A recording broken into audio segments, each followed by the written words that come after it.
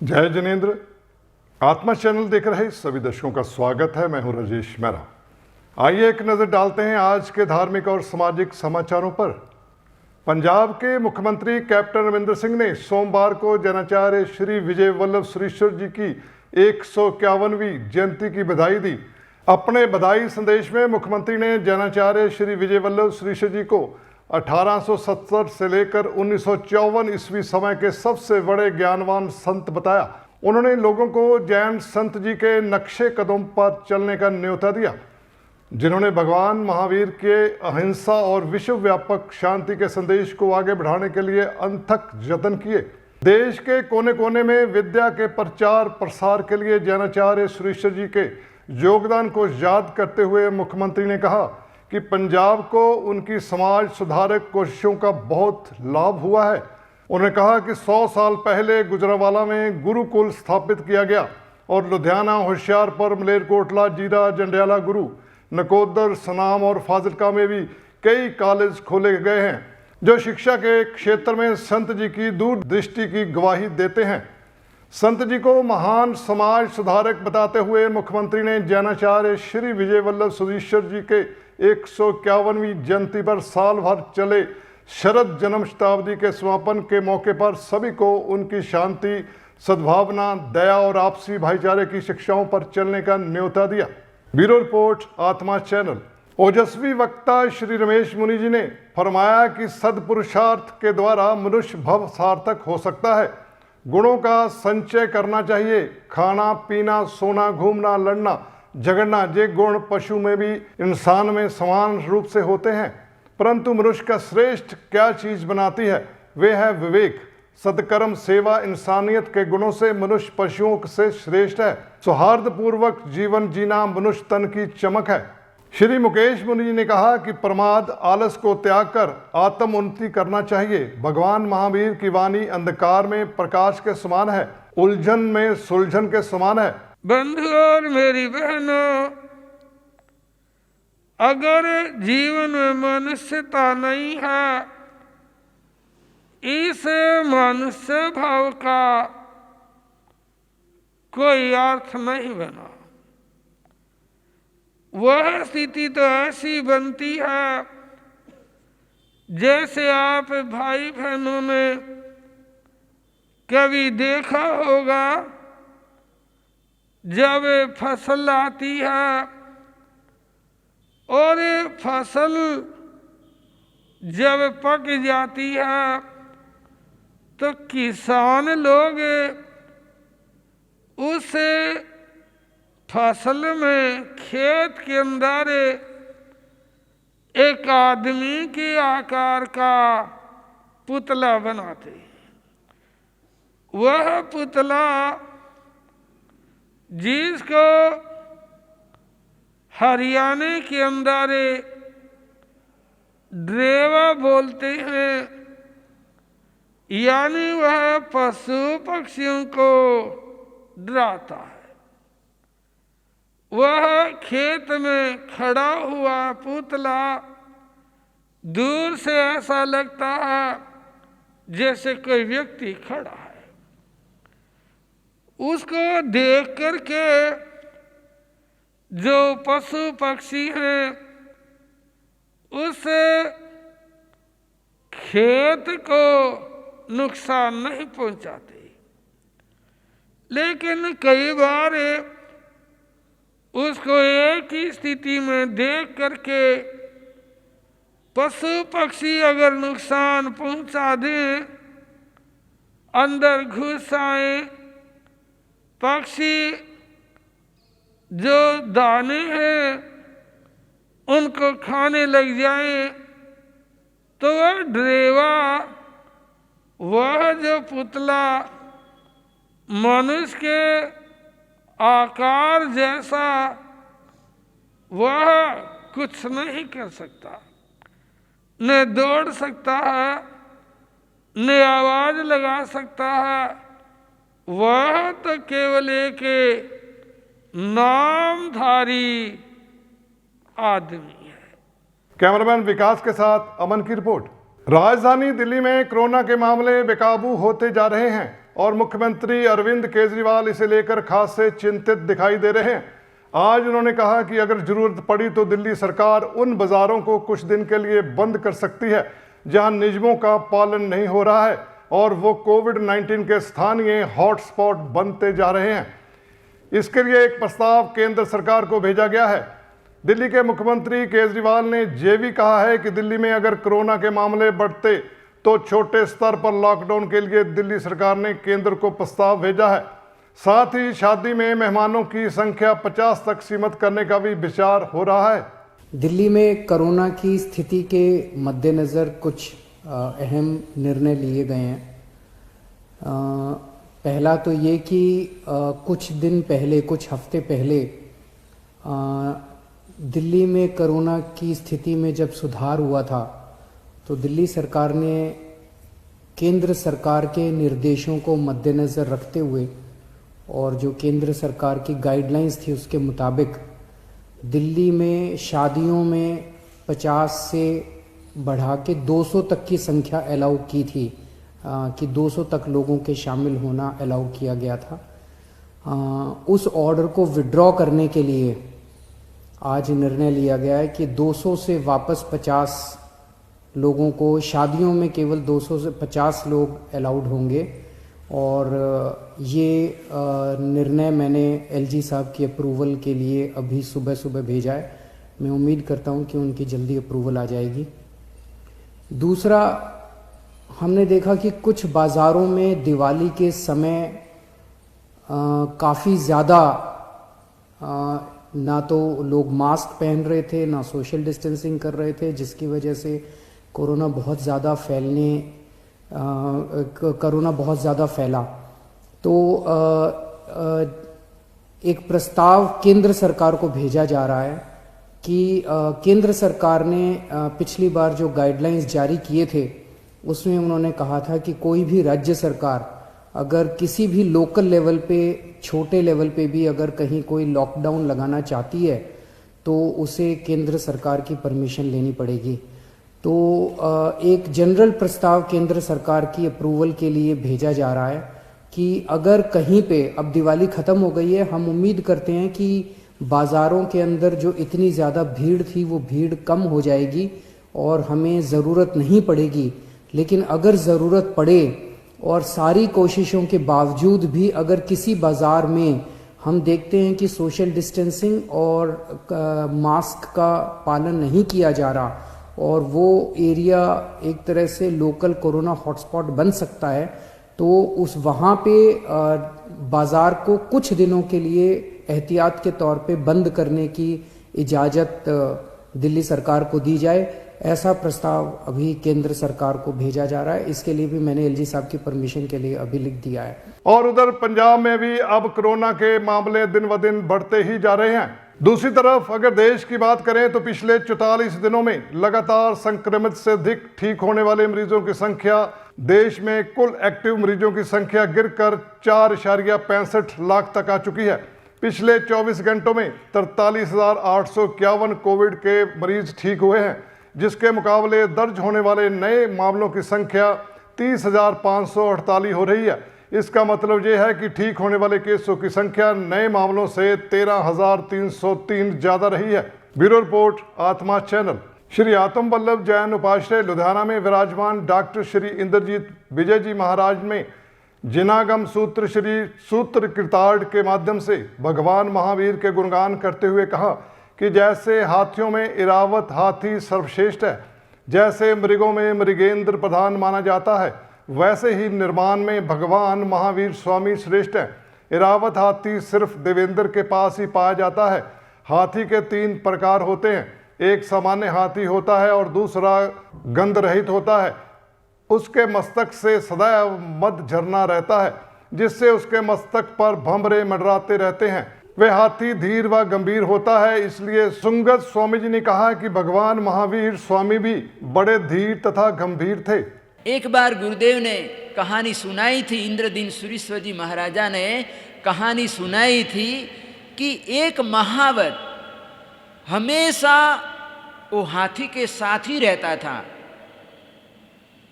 तो एक दिन मालिक ने बोला, उस महावत को बोला कि तुम आज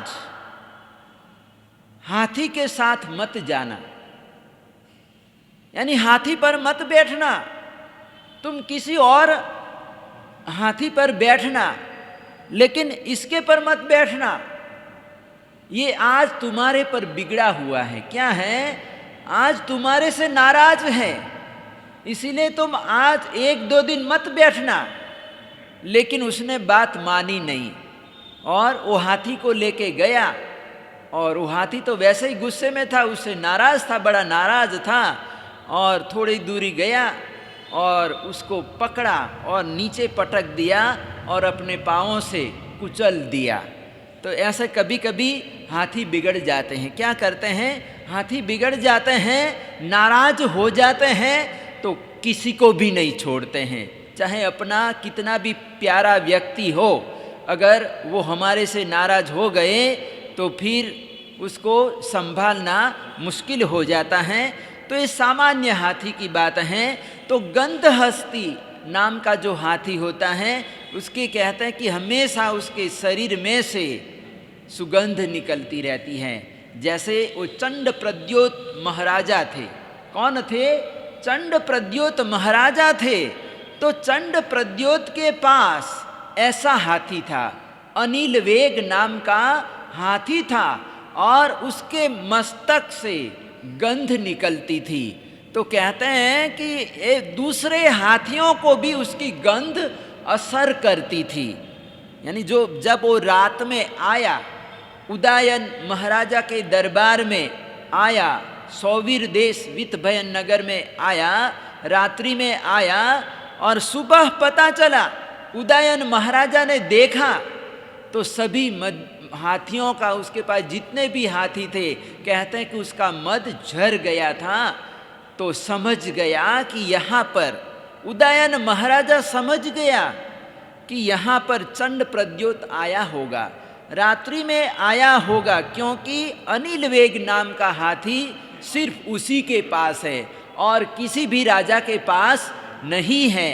और वो हाथी लेके आया होगा, और देरासर में जाके देखा तो अपनी जीवित स्वामी की जो प्रतिमा थी, वो असली प्रतिमा भी गायब थी। उसकी जगह पर दूसरी नकली नई प्रतिमा विराजमान कर दी गई थी, और दासी भी नहीं दिखाई दे रही थी। तो उदयन महाराजा समझ गए कि यहाँ पर चंड प्रद्योत आया होगा, और उसी समय उन्होंने अवंती पर, उज्जैनी नगरी पर अपना दूत भेजा, संदेशा भेजा। तो ऐसे हाथी होते हैं, विशेष हाथी होते हैं, जो किसी किसी व्यक्ति के पास, राजा महाराजा के पास हाथी हुआ करता था। और ये हाथी का बड़ा रोल, यानी प्राचीन समय में हाथी युद्ध में बड़ा काम आता था। कैमरामैन जसविंदर के साथ अमन की रिपोर्ट। किसान मजदूर संघर्ष कमेटी की तरफ से जिला गुरदासपुर के गांव कीड़ी अफगान में चड्डा शुगर मिल के बाहर प्रदर्शन किया जा रहा है।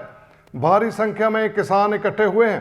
किसानों ने मिलकर मैनेजमेंट के खिलाफ जमकर नारेबाजी की। किसानों ने कहा कि 2018, 2019 और 2020 की बकाया राशि मिल मैनेजमेंट द्वारा नहीं दी गई। पहले भी कई बार मिल मैनेजमेंट के साथ मीटिंग की गई है, लेकिन अभी तक मिल द्वारा किसानों को 1 भी रुपया नहीं दिया गया। किसानों ने मांग की है कि जब तक मिल मैनेजमेंट किसानों को बकाया राशि नहीं दे देते, तब तक प्रदर्शन जारी रहेगा। दूसरी तरफ चड्डा शुगर मिल ने भी किसानों को कोई राशि नहीं दी है, और साथ ही 350 रुपये क्विंटल की भी मांग करते हैं। इसी के साथ जब तक नई अदायगी 14 दिनों में विश्वासजनक नहीं बनाई जाए, तब तक प्रदर्शन जारी रहेगा।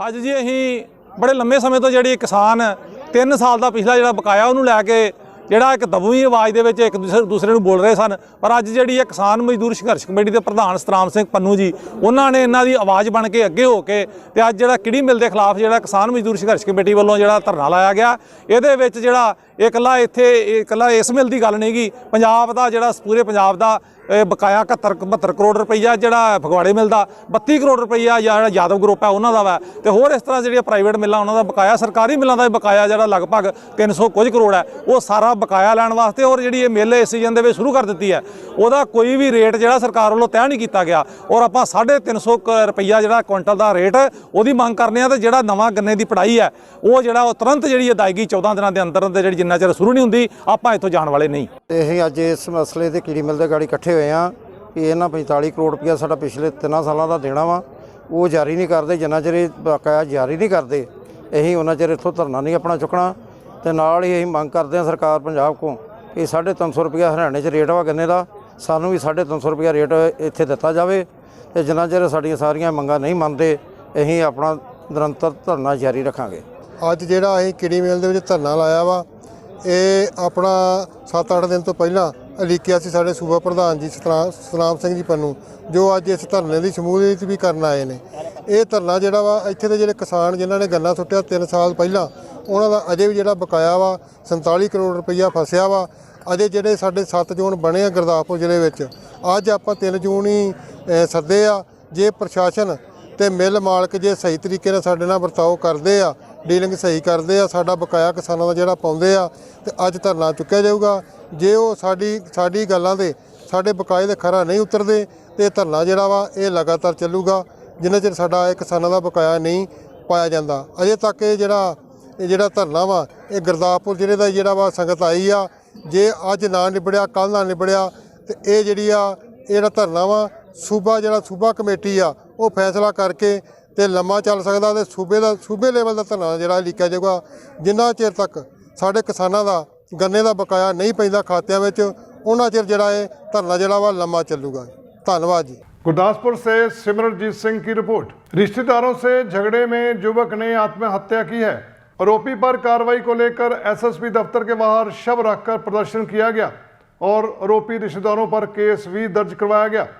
जिला गुरदासपुर के बटाला के गांव स्वरूप वाली खुर्द में पानी की निकासी की चल रहे झगड़े में की गई आत्महत्या के मामले में आरोपियों पर कार्रवाई नहीं होने से गुस्साए परिजनों ने आज सुबह एसएसपी बटाला के दफ्तर के बाहर शव रखकर प्रदर्शन किया। स्वरूप वाली खुर्द के रहने वाले कुलदीप सिंह ने आज मंगलवार सुबह सल्फास निगलकर आत्महत्या कर ली। आत्महत्या के लिए मजबूर करने के आरोपी रिश्तेदारों के खिलाफ कार्रवाई की मांग को लेकर मृतक के परिजनों ने और गांव के लोगों ने एसएसपी दफ्तर के बाहर शव रखकर प्रदर्शन किया। प्रदर्शनकारी मांग कर रहे थे कि कुलदीप सिंह को आत्महत्या के लिए मजबूर करने के लिए उनके रिश्तेदारों के खिलाफ कड़ी कार्रवाई की जाए।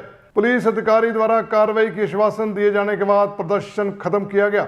बाद में पुलिस ने कुलदीप सिंह को आत्महत्या के लिए उकसाने के आरोप में उसके रिश्तों में दादा अमरीक सिंह अदा, बेटा कैप्टन सिंह और अंग्रेज सिंह, पोते सुखराज सिंह और जसपाल सिंह के खिलाफ धारा 306 के तहत मामला दर्ज कर लिया है। ਸਰ ਗੱਲ ਇਦਾਂ ਹੀ ਕਿ ਸਾਡਾ ਨਾ ਕੁਝ ਪਿੱਛੇ ਇਹਨਾਂ ਨੇ ਪਾਣੀ ਪੈਂਦਾ ਹੈਗਾ, ਸਾਡੇ ਕੋਠਿਆਂ ਨਾਲ ਨੀਹਾਂ 'ਚ ਪਾਣੀ ਪੈਂਦਾ, ਸਾਡੀ ਗਾਰੇ ਦੀ ਚਨਾਈ ਸੀ। ਅਸੀਂ ਇਹਨਾਂ ਨੂੰ ਅੱਜ ਤੋਂ 2 ਸਾਲ ਪਹਿਲਾਂ ਕਹਿੰਦੇ ਰਹੇ ਆ ਵੀ ਸਾਡਾ ਪਾਣੀ ਦਾ ਇੱਕ 5 ਫੁੱਟ ਟੋਆ ਪਿੱਛੇ ਕਰੋ। ਇਹ ਜਿਨ੍ਹਾਂ ਨੇ ਮੁੰਡਾ ਨੂੰ ਮਾਰਿਆ ਦਿੱਤ ਕੀਤੀ ਉਹਨਾਂ ਨੂੰ ਕਹਿੰਦੇ, ਇਹਨਾਂ ਨੂੰ ਇੱਕ ਵਾਰੀ ਆ ਕੇ 2 ਵਾਰੀ ਮਤਲਬ ਕਿ ਸਾਲ ਡੇਢ ਸਾਡੇ ਕੋਲ ਸਰਪੰਚ ਨੂੰ ਵੀ ਕਹੇ, ਸਰਪੰਚ ਵੀ ਪਾਲਟੀ ਬਾਈ ਰੱਖਦਾ ਆ, ਨਹੀਂ ਇਹਨੇ ਸਾਡੀ ਕੋਈ ਸੁਣੀ। ਤੇ ਬਾਅਦ ਵਿੱਚ ਕੱਲ੍ਹ ਤੋਂ ਤੇ ਦੀਵਾਲੀ ਵਾਲੇ ਦਿਨ ਅਸੀਂ ਫੇਰ ਇਹਨਾਂ ਨੂੰ ਟੋਆ ਪੂਰਨ ਦੀ ਕੋਸ਼ਿਸ਼ ਕੀਤੀ, ਟੋਆ ਪੂਰਿਆ। ਇਹ ਇਹਨਾਂ ਨੇ ਕਹਿੰਦੇ ਕਿ ਅਸੀਂ ਟੋਆ ਖੋਲ੍ਹਣਾ ਵਾ, ਅਸੀਂ ਆਖਿਆ ਖੋਲੋ। ਜਾਣੀ ਕਿ ਉਦੋਂ ਮਤਲਬ ਵੀ ਦੀਵਾਲੀ ਵਾਲੇ ਦਿਨ ਆਪਾਂ ਇੱਕ ਦੂਜੇ ਨਾਲ ਕਪਾਤੇ ਇੱਟ ਵੱਡਾ ਚੱਲਿਆ, ਉਹਨਾਂ ਵੀ ਸਾਡੇ ਮਾਰੇ, ਅਸੀਂ ਵੀ ਉਹਨਾਂ ਨੂੰ ਮਾਰੇ। ਪਰ ਬੜੇ ਰੱਪੜਾ ਮਾਰੇ ਜਿਨ੍ਹਾਂ ਨੇ ਮਤਲਬ ਵੀ ਭਾਜੀ ਜਿਨ੍ਹਾਂ ਨੇ ਮਤਲਬ ਕਿ ਜਿਹਨਾਂ ਮੁੰਡਾ ਮਾਰਿਆ ਹੁਣ ਉਹਨਾਂ ਦੀ ਗੱਲ ਕਰ ਰਿਹਾ ਮੈਂ, ਤੇ ਉਹਨਾਂ ਨੇ ਮਾਰਿਆ। ਉਹ ਤੋਂ ਬਾਅਦ ਇਹਨਾਂ ਨੇ ਜਾ ਕੇ ਤੇ ਦਰਖਾਸਤ ਦੇ ਦਿੱਤੀ ਸਾਡੇ ਤੇ। ਅਸੀਂ ਦਰਖਾਸਤ ਦੇ ਕੇ ਅਸੀਂ ਉਹਦੇ ਨਾਲ ਟਾਈਮ ਰੱਖਿਆ ਤੇ ਕੱਲ ਮੈਂ ਆਪਾਂ ਮੁਲਾਜ਼ਮ ਸਾਡੇ ਘਰ ਆਏ ਸੀ ਤੇ ਮੁਲਾਜ਼ਮਾਂ ਨੇ ਸਾਨੂੰ ਇਹ ਗੱਲ ਕਹੀ ਵੀ ਤੁਹਾਡਾ ਸਵੇਰੇ 12 ਵਜੇ ਦਾ ਟਾਈਮ ਹੈ, ਤੁਹਾਡਾ ਰਾਜੀਨਾਮਾ ਕਰਵਾ ਦਾਂਗੇ। ਚਲੋ ਮੈਂ ਕਿਹਾ ਸਰ ਠੀਕ ਹੈ ਅਸੀਂ ਆਵਾਂਗੇ। ਉਸ ਤੋਂ ਬਾਅਦ ਬਿਹਤਰ ਜਦੋਂ ਸ਼ਾਮਾਂ ਨੂੰ 7-8 ਵਜੇ ਆ, 7 ਵਜੇ ਤੋਂ ਬਾਅਦ 'ਚ 6-7 ਲਗਭਗ ਟਾਈਮ ਮੈਂ ਪੂਰਾ ਨੋਟ ਨਹੀਂ ਕੀਤਾ। ਤੇ ਉਦੋਂ ਇਹਨਾਂ ਨੇ ਮਤਲਬ ਵੀ ਮੁੰਡੇ ਕੋ 5-7 ਆਪਣੇ ਘਰ ਦੇ ਜੀ ਸੀ ਤੇ 10-12 ਮੁੰਡੇ ਬਾਹਰੋਂ ਲਿਆ ਕੇ ਇਹਨਾਂ ਸਾਰਿਆਂ ਰਲ ਕੇ ਇਹਨੂੰ ਕੁੱਟਮਾਰ ਪੂਰੀ ਕੀਤੀ ਵੀ ਇੱਕ ਵਾਰੀ ਮਾਰ ਕੇ ਚਲ ਗਏ। ਉਦੋਂ ਮੁੜ ਕੇ ਚੁੱਕ ਚੁਕਾ ਕੇ ਆਪਾਂ ਇਹਨੂੰ ਮਰੇ ਨੂੰ ਹਿਸਾਬ ਨਾਲ ਲੈ ਕੇ ਘਰ ਆ ਗਏ ਤੇ ਮੁੜ ਕੇ ਹਾਰ ਕੇ ਸ਼ਾਮਾਂ ਨੂੰ ਦਵਾਈ ਮੈਂ ਕਿਹਾ ਠੀਕ ਹੈ, ਆਂਦਾ ਠੀਕ ਹੈ। ਅਸੀਂ ਆਪਣੇ ਅੰਦਰ ਸੌਂ ਗਏ, ਇਹ ਆਪਣੇ ਅੰਦਰ ਸੌਂ ਗਿਆ। ਸਵੇਰੇ ਆਏ, ਸਵੇਰੇ ਗੱਲ ਨਹੀਂ ਚੰਗੀ ਤਰ੍ਹਾਂ ਕਰਦਾ, ਮੈਂ ਸੋਚਿਆ ਪਤਾ ਨਹੀਂ ਕੀ ਗੱਲ ਆ। ਅਸੀਂ ਕਰਦੇ ਕਰਾਉਂਦੇ ਮਤਲਬ ਵੀ ਇਹਨੂੰ ਹਸਪਤਾਲ ਲੈ ਆਏ, ਅਸੀਂ ਆ ਵੀ ਮਤਲਬ ਵੀ ਇਹਨੂੰ ਆਖਣੇ ਦੀ ਦਵਾਈ ਖਾ ਗਿਆ ਜੀ, ਇਹ ਦਵਾਈ ਖਾ ਗਿਆ ਤਾਂ ਮਰ ਗਿਆ। ਅਸੀਂ ਆਖਿਆ ਚਲੋ ਹਸਪਤਾਲ ਲੈ ਆਉਂਦੇ ਹਾਂ। ਅਸੀਂ ਹਸਪਤਾਲ ਲਿਆਂਦਾ, ਸਾਨੂੰ ਪਤਾ ਨਹੀਂ ਇਹਨਾਂ ਨੇ ਧਮਕੀ ਦਿੱਤੀ ਆ ਕਿ ਅਸੀਂ ਮਰਨ ਦੀ ਮਤਲਬ ਵੀ ਜੇ ਸਵੇਰੇ ਤੂੰ ਘਰੋਂ ਪੈਰ ਬਾਹਰ ਪਾਇਆ ਅਸੀਂ ਤੈਨੂੰ ਜਾਨੋਂ ਮਾਰ ਦੇਣਾ। ਇਹਨਾਂ ਤੋਂ ਡਰਦਾ ਸੀ ਜਾਂ ਉਹਨਾਂ ਦੇ ਸੱਟਾਂ ਤੱਕ ਮਰਿਆ, ਜੇ ਉੱਦਾਂ ਵੀ ਜੇ ਲਾ ਲਓ ਦਵਾਈ ਵੀ ਖਾਧੀ ਹੋਵੇ ਮਰਿਆ ਇਹਨਾਂ ਦੇ ਕਾਰਨ, ਸਾਡੇ ਗਵਾਂਢੀਆਂ ਦੇ ਕਾਰਨ। ਮੇਰਾ ਨਾਮ ਸੁਰਜੀਤ ਸਿੰਘ ਆ, ਮੇਰੇ ਜਿਨ੍ਹਾਂ ਦੀ ਡੈਥ ਹੋਈ ਉਹਨਾਂ ਦਾ ਕੁਲਦੀਪ ਸਿੰਘ ਆ। ਲਾਗੇ ਗਵਾਂਢੀਆਂ ਨਾਲ ਝਗੜਾ ਸੀ ਕਿ ਦੀਵਾਲੀ ਵਾਲੇ ਦਿਨ ਦਾ, ਉਹਨਾਂ ਫਿਰ ਕਿ ਅੱਜ ਉਹਨਾਂ ਰਾਜੀਨਾਮਾ ਕਰਨਾ ਸੀ 12 ਵਜੇ ਨਾਲ, ਤੇ ਇਹਨਾਂ ਪੇਸ਼ ਹੋਣਾ ਸੀ। ਉਹਨਾਂ ਆ ਕੇ ਬੰਦੇ ਸੱਦ ਕੇ ਤੇ ਇਹਨੂੰ ਮਾਰਨ ਦੀ ਕੋਸ਼ਿਸ਼ ਕੀਤੀ ਆ, ਉਹਨੇ ਆਖ ਕੇ ਦਵਾਈ ਖਾ ਲਈ ਆ। ਤੁਹਾਨੂੰ ਕੀ ਲੱਗਦੇ ਸੀ ਜਿਹੜੇ ਮੇਰੇ ਸਗੇ ਭਰਾ ਸੀ ਜੀ। ਉਹ ਝਗੜਾ ਕਿਸ ਗੱਲ ਦਾ ਸੀ? ਜੀ ਝਗੜਾ ਮੇਰੇ ਤਾਏ ਉਹਨਾਂ ਦੇ ਨਾਲ ਦੇ ਕਿ ਟੋਆ ਆ ਪਾਣੀ ਵਾਲਾ, ਤੇ ਉਹ ਨੀਹਾਂ 'ਚ ਪਾਣੀ ਪੈਂਦਾ ਸੀ, ਤੇ ਇੰਨਾ ਪਿਆਰ ਦੇ ਨਾਲ ਆਖਿਆ ਕਿ ਚਲੋ ਪਾਣੀ ਬੰਦ ਕਰ ਦਿਓ, ਮੈਂ ਕੱਲ ਨੂੰ ਕੋਈ ਨੀਂਹ ਬਹਿ ਗਈ ਤੇ ਬੰਦਾ ਥੱਲੇ ਆ ਕੇ ਮਰ ਗਿਆ ਤੇ ਕੌਣ ਜ਼ਿੰਮੇਵਾਰ? ਤੇ ਇਹਨਾਂ ਨੇ ਉਹ ਗੱਲ ਗੋਲੀ ਨਹੀਂ, 2-3 ਸਾਲ ਹੋ ਗਈ ਇਹ ਗੱਲ ਨੂੰ ਕਹਿੰਦਿਆਂ, ਤੇ ਸਰਪੰਚ ਨੂੰ ਵੀ ਆਖਿਆ, ਸਰਪੰਚ ਨੇ ਵੀ ਕੋਈ ਹਾਮੀ ਨਹੀਂ ਭਰੀ ਇਹ ਗੱਲ 'ਚ, ਤੇ ਇਹ ਕਰਕੇ ਫਿਰ ਇਹ ਝਗੜਾ ਵਧਿਆ ਤੇ ਉਹਨਾਂ ਫਿਰ ਇੱਦਾਂ ਮਾਰਨ ਦੀ ਕੋਸ਼ਿਸ਼ ਕੀਤੀ ਉਹਨੂੰ। ਬੀਤੇ ਦਿਨ ਰਾਤੀ ਕੀ ਹੋਇਆ? ਬੀਤੇ ਦਿਨ ਰਾਤੀ ਉਹਨਾਂ ਬੰਦੇ ਸੱਦ ਕੇ ਇਹਨੂੰ ਮਾਰਨ ਦੀ ਕੋਸ਼ਿਸ਼ ਕੀਤੀ। 10-15 ਜਾਣੇ ਸੀ ਉਹ, ਤੇ ਇਹ 2 ਜਾਣੇ ਸੀ। ਇਹਨਾਂ ਆਪਣਿਆਂ ਨੂੰ ਬਹੁਤ ਬਚਾਉਣ ਦੀ ਕੋਸ਼ਿਸ਼ ਕੀਤੀ, ਪਰ ਇਹ ਇੱਕ ਤੇ ਭੱਜ ਗਿਆ, ਮੇਰਾ ਦੂਜਾ ਭਰਾ ਭੱਜ ਗਿਆ, ਤੇ ਮੇਰਾ ਸਗਾ ਭਰਾ ਜਿਹੜਾ ਕਾਬੂ ਆ ਗਿਆ ਉਹਨਾਂ ਇਹਦੇ ਬੈਟ ਬੂਟ ਮਾਰ ਕੇ ਕਿ ਚੰਗਾ ਛਿੱਤਪੇੜ ਕੀਤੀ ਇਹਦੀ। ਤੇ ਫਿਰ ਇਹਨਾਂ ਸਵੇਰੇ ਵੀ ਬੰਦੇ ਸੱਦ ਕੇ ਸਵੇਰੇ ਫਿਰ ਕੁੱਟਣ ਦੀ ਕੋਸ਼ਿਸ਼ ਕੀਤੀ। ਉਹਨੇ ਫਿਰ ਹਾਰ ਕੇ ਬੂਹਾ ਮਾਰ ਕੇ ਉਹਨੇ ਦਵਾਈ ਖਾ ਲਈ। ਕੀ ਖਾਦਾ? ਉਹਨਾਂ ਫਿਰ ਕਣਕ ਵਾਲੀ ਦਵਾਈ ਖਾਧੀ, ਤੇ ਅਸੀਂ ਮਤਲਬ ਕਿ ਇੱਦਾਂ ਡਾਕਟਰ ਲੈਣ ਜਾਣ ਡੇ ਸੀ, ਤੇ ਉਹਨਾਂ ਫਿਰ ਨਿੱਕੇ ਭਰਾ ਦੂਜੇ ਭਰਾ ਨੂੰ ਉਹਨੂੰ ਮਾਰਨ ਦੀ ਕੋਸ਼ਿਸ਼ ਕੀਤੀ, ਮੇਰੇ ਤਾਏ ਦੇ ਮੁੰਡੇ ਨੂੰ। ਕੀ ਮੰਗ ਕਰਦੇ ਪ੍ਰਸ਼ਾਸਨ ਦੀ? ਹਾਂਜੀ, ਪ੍ਰਸ਼ਾਸਨ ਨੂੰ ਕੀ ਮੰਗ ਕਰਦੇ ਹੋ? ਇਨਸਾਫ ਚਾਹੀਦਾ ਹੈ ਜੀ ਸਾਨੂੰ। ਸਾਨੂੰ ਇਨਸਾਫ ਚਾਹੀਦਾ ਆ। ਭਰਾ ਮਰਿਆ ਸਾਡਾ ਉਹਨਾਂ ਦੁੱਖੋਂ ਹੀ ਭਰਾ ਮਰਿਆ ਹੈ, ਕੋਈ ਉਹਨਾਂ ਉਦਾਂ ਦੇ ਨਹੀਂ ਮਰਿਆ। ਦੁੱਖੋਂ ਭਰਾ ਬਾਈ ਮਰਿਆ ਚਾਂਸ ਆ। ਮੰਨਦੇ ਆ, ਦਵਾਈ ਵੀ ਖਾਧੀ, ਜੇ ਖਾਧੀ ਆ ਉਹਨੇ ਉਹਨਾਂ ਦੇ ਦੁੱਖੋਂ ਖਾਧੀ ਆ, ਨਾ ਕਿ ਹੋਰ ਕੋਈ ਵਜ੍ਹਾ ਸੀ ਉਹਦੀ। ਇਹਨਾਂ ਦੀ ਦੋਵਾਂ ਧਿਰਾਂ ਦੀ ਦੀਵਾਲੀ ਵਾਲੇ ਦਿਨ ਲੜਾਈ ਹੋਈ ਸੀਗੀ, ਤੇ ਉਹਦੇ ਸੰਬੰਧੀ ਦੂਸਰੀ ਧਿਰ ਵੱਲੋਂ MLR ਵੀ ਆਈ ਸਾਡੇ ਕੋਲ 323, ਤੇ ਜਿਹੜੇ ਮੁੰਡੇ ਦੀ ਡੈਥ ਹੋਈ ਆ ਕੁਲਦੀਪ ਸਿੰਘ ਦੀ, ਇਹਨੇ ਅੱਜ ਮਾਰਨਿੰਗ ਇਹਦੀ ਡੈਥ ਹੋਈ ਆ। ਹੁਣ ਰੀਜ਼ਨ ਜਿਹੜਾ ਆ ਉਹ ਪੋਸਟਮਾਰਟਮ ਤੋਂ ਬਾਅਦ ਹੀ ਸਾਨੂੰ ਕਲੀਅਰ ਹੋਊਗਾ ਕਿ ਕੀ ਇਹ ਡੈਥ ਲੜਾਈ ਕਾਰਨ ਹੋਈ ਆ ਜਾਂ ਕੋਈ ਨਸ਼ੀਲੀ ਵਸਤੂ ਨਾਲ ਹੋਈ। ਠੀਕ ਹੈ, ਤਾਂ ਪਰਿਵਾਰ ਕਹਿ ਰਿਹਾ ਕਿ ਉਹਨੂੰ ਡਰਾਇਆ ਧਮਕਾਇਆ ਗਿਆ, ਉਹਦੀ ਵਜ੍ਹਾ ਨਾਲ ਉਹਨੇ ਕੁਝ ਖਾਧਾ। ਇਹ ਤੇ ਇਹ ਹੁਣ ਪੋਸਟਮਾਰਟਮ ਕਲੀਅਰ ਕਰੇਗਾ ਨਾ ਵੀ ਖਾਧਾ ਆ ਕਿ ਕੁੱਟਮਾਰ ਦੇ ਨਾਲ ਹੋਇਆ, ਜੋ ਵੀ ਹੈਗਾ ਉਹ ਪੋਸਟਮਾਰਟਮ ਤੋਂ ਕਲੀਅਰ ਹੋ ਜਾਏਗਾ। ਅਸੀਂ ਫਿਲਹਾਲ ਜਿਹੜੀ ਆ ਉਹਨਾਂ ਦੀ ਉਹਦੀ ਬੇਸਿਕ ਸਟੇਟਮੈਂਟ ਲਿਖ ਕੇ ਅਸੀਂ ਇੱਕ ਬੇਸਿਕ ਕਾਰਵਾਈ ਜਿਹੜੀ ਉਹ ਕਰ ਦਿੰਦੇ ਹਾਂ, ਪਰਚਾ ਦਰਜ ਕਰਨ ਲੱਗੇ, ਤੇ ਉਸ ਤੋਂ ਬਾਅਦ ਅੱਗੇ ਤਫਤੀਸ਼ ਦੇ ਵਿੱਚ ਜਿਸ ਹਿਸਾਬ ਨਾਲ ਪੋਸਟਮਾਰਟਮ ਦੀ ਰਿਪੋਰਟ ਆਏਗੀ। ਲੜਾਈ ਝਗੜੇ ਦਾ ਕੀ ਸੀ ਕਾਰਨ, ਕੀ ਸੀਗਾ? ਕੁਛ ਵੀ ਨਹੀਂ, ਸਰੀਕਾ ਭਰਾ ਸੀ, ਜਾਂ ਨਾਰਮਲ ਜਿੱਦਾਂ ਖਾਧੀ ਪੀਤੀ 'ਚ ਬੰਦਾ ਥੋੜਾ ਬਹੁਤਾ ਕਰ ਜਾਂਦਾ, ਐਡਾ ਵੀ ਨਹੀਂ ਹੈਗਾ ਸੀਗਾ। ਤੇ ਕੀ ਕਾਰਵਾਈ ਕੀ ਕਰ ਰਹੇ ਹੋ?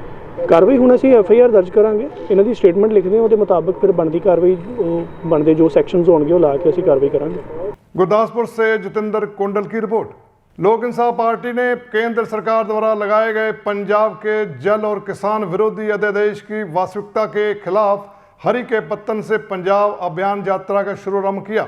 यह यात्रा 19 नवंबर को चंडीगढ़ पहुंचेगी, जहां विधानसभा में जाएंगे और 21 लाख लोगों द्वारा हस्ताक्षर किए गए कागजात विधानसभा समिति को सौंपेंगे और पंजाब को दूसरे राज्यों को दिए जा रहे पानी की वास्तविकता की वसूली की मांग करेंगे। सो ये यात्रा जिहड़ी पानी की कीमत वसूल करने वास्ते हरी के पत्तन असी 100 चुक के इस पानी नूं अपने बुक दे विच लैके 100 चुकी आ कि असी आखिरी दम तक ये लड़ाई लड़ांगे, पानी मुफ्त नहीं देवांगे। सानू कदे कोला, मार्बल, कच्चा लोहा या तेल फ्री नहीं मिलिया, सागवान की लकड़ फ्री नहीं मिली, ਤੇ ਦੇਸ਼ ਦੀ ਆਜ਼ਾਦੀ ਤੋਂ ਪਹਿਲਾਂ ਸਾਨੂੰ ਪੰਜਾਬ ਨੂੰ ਪਾਣੀ ਦੀ ਕੀਮਤ ਮਹਾਰਾਜਾ ਗੰਗਾ ਸਿੰਘ ਬੀਕਾਨੇਰ ਲੈ ਕੇ ਗਏ ਗੰਗ ਕਨਾਲ ਦੇ ਜ਼ਰੀਏ ਕੀਮਤ ਦਿੰਦੇ ਰਹੇ ਆ। ਕੈਪਟਨ ਅਮਰਿੰਦਰ ਸਿੰਘ ਹੋਰਾਂ ਦਾ ਦਾਦਾ ਬ੍ਰਿਟਿਸ਼ ਗਵਰਨਮੈਂਟ ਨੂੰ ਅੰਬਾਲੇ ਤੱਕ ਇੱਕ ਨਾਲਾ ਪੱਟ ਕੇ ਬ੍ਰਿਟਿਸ਼ ਗਵਰਨਮੈਂਟ ਪਾਣੀ ਲੈ ਕੇ ਗਈ ਤੇ ਪਾਣੀ ਦੀ ਕੀਮਤ ਲਈ ਕੈਪਟਨ ਸਾਹਿਬ ਦੇ ਦਾਦੇ ਨੇ।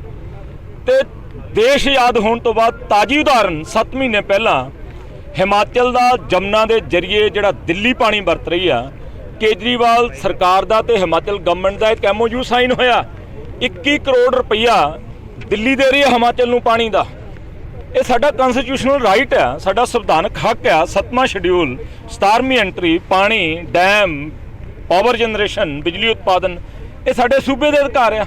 ਅਸੀਂ ਨਹਿਰਾਂ ਬਣਾ ਕੇ ਆਪਣੇ ਖੇਤਾਂ ਲਈ ਵਰਤੀਏ, ਅਸੀਂ ਗੁਆਂਢੀ ਨੂੰ ਕਿੰਨੀ ਕੀਮਤ ਦੇ ਉੱਤੇ ਦੇਣਾ ਉਹ ਅਸੀਂ ਤੈਅ ਕਰਨਾ, ਕੇਂਦਰ ਨੇ ਨਹੀਂ।